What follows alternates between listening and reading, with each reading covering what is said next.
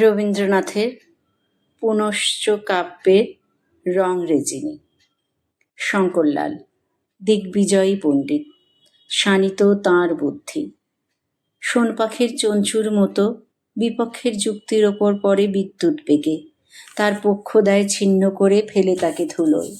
রাজবাড়িতে ন্যায়িক এসেছে দ্রাবিড় থেকে, বিচারে যার জয় হবে সে পাবে রাজার জয়পত্রী। আহ্বান স্বীকার করেছেন শঙ্কর।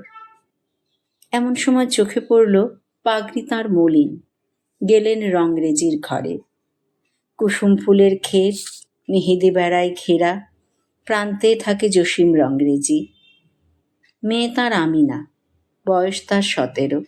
সে গান গায় আর রং বাঁটে, রঙের সঙ্গে রং মেলায়। বেনিতে তার লাল সুতোর ঝালর, চলি তার বাদামি রঙের, শাড়ি তার আসমানি।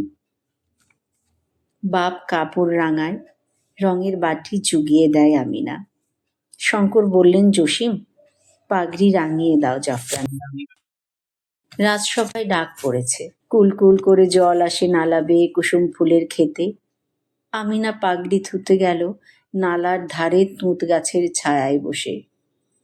ফাগুনের রৌদ্র ঝলক দেয় জলে, ঘুঘু ডাকে দূরের আমবাগানে। ধোয়ার কাজ হলো, প্রহর গেল কেটে। পাগড়ি যখন বিছিয়ে দিল ঘাসের পরে, রংরেজিনে দেখল তারই কোণে লেখা আছে একটি শ্লোকের একটি চরণ। তোমাশ্রী পদমোর ললাটে বিরাজে।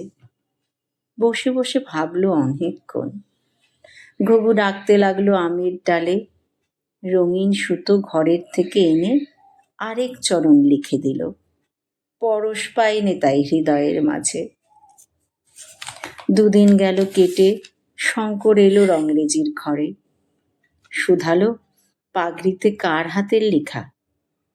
জসিমের ভয় লাগলো মনে। সেলাম করে বললে, পণ্ডিতজি, অবুঝ আমার মেয়ে, মাপ করো ছেলে মানুষই, চলে যাও রাজসভায়।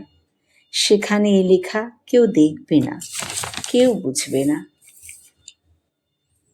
শঙ্কর আমিনার দিকে চেয়ে বললে, রংরেজিনী, অহংকারের পাকে ঘেরা ললাট থেকে নামিয়ে এনেছ শ্রীচরণের স্পর্শখানি হৃদয় তলে।